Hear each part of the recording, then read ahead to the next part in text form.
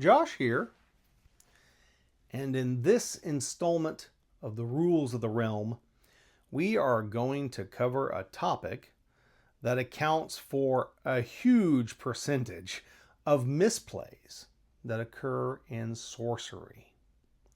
This is especially true for individuals that are new to the game or that are only occasional casual players.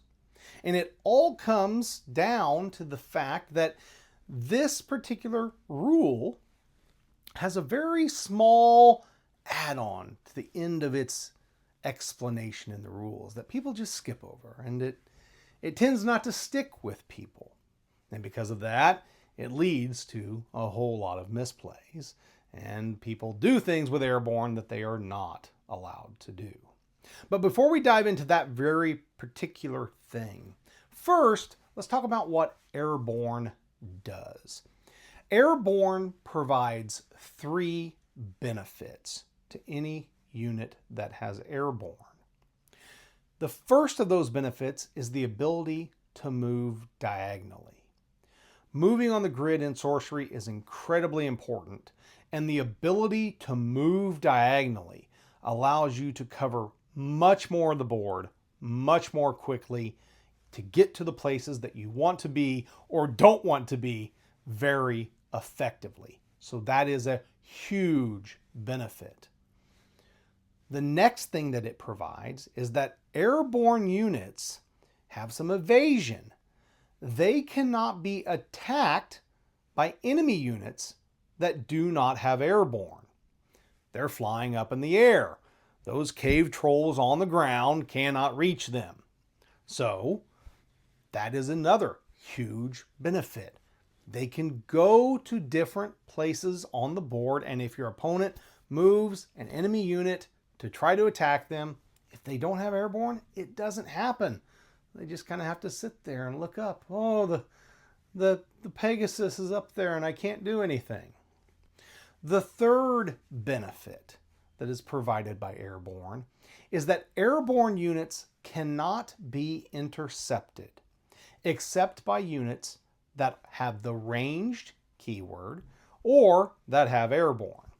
So this allows these units, which are already incredibly mobile, to move onto sites with enemy units that do not have Airborne and do not have ranged, and they can just be there. So they can quickly move across the board utilizing their movement and typically don't have to worry about a lot of intercept, especially if you understand that any of the units you move above, as long as they don't have ranged, as long as they don't have Airborne, your Airborne unit cannot be intercepted. You're like, this is amazing. It is. Airborne units are amazing. Those 3 rules just make Airborne units incredible. One thing though, again, before we get to the most important thing, when an Airborne unit attacks, it has to swoop down. It has to swoop down to attack. Whether you're attacking a site or attacking a unit, that Airborne unit is swooping down to strike it. Okay? And so what that means is that if you attack with your Airborne unit, it's fair game at that point. It's swooping down, so any unit can jump in to defend against that Airborne unit. So make sure to keep that clear. That is a very common mistake that very new players do make. So just remember, if you are attacking, anything can come in to defend against that unit at that location. It doesn't matter if it has Airborne or not. Okay? But now finally, the thing that so many people miss about Airborne. The 3 benefits that you receive from Airborne only apply on the surface. It's right there at the end. People read Airborne, they just skip right over it and skip to the benefits. These benefits only apply on the surface. So, if you have Hounds of Ondaros out in the void, they cannot move diagonally to another void or a site because they do not have the benefits of Airborne while they are in the void. Now, once they get to the surface of a site, yeah, they've got the benefit again.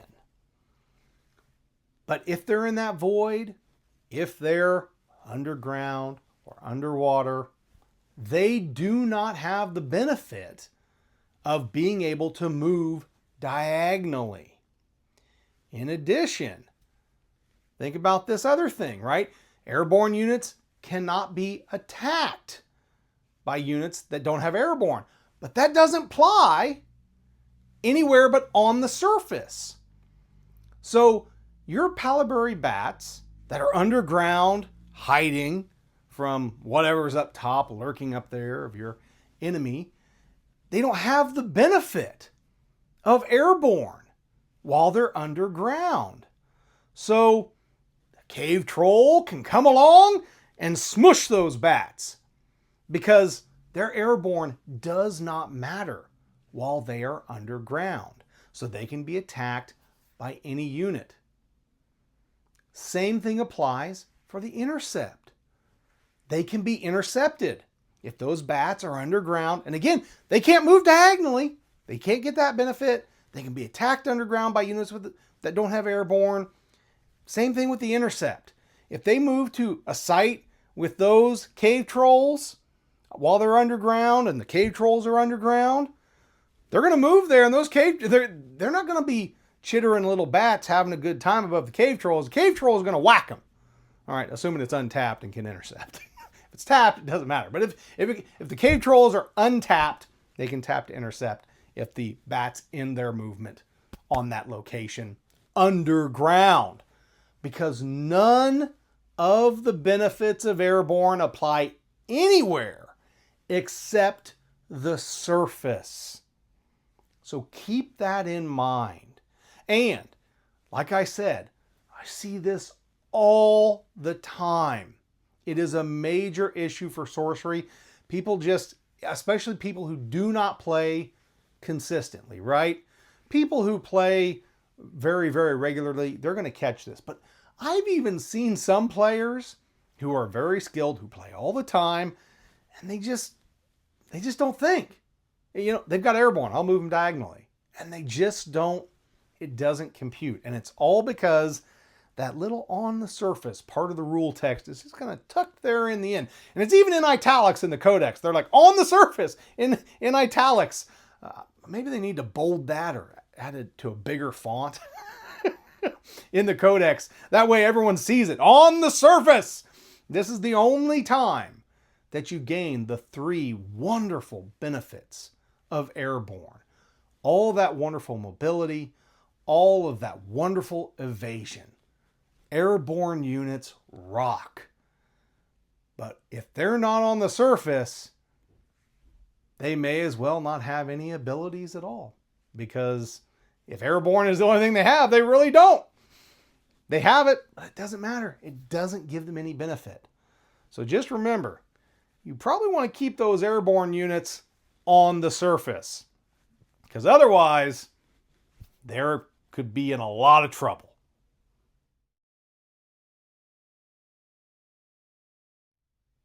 That concludes this installment of the Rules of the Realm series. I hope you enjoyed this particular topic, and if not, hopefully a future topic will be something more to your liking and you will gain some knowledge about sorcery that you did not know about in that future installment. Other than that, we're done for today.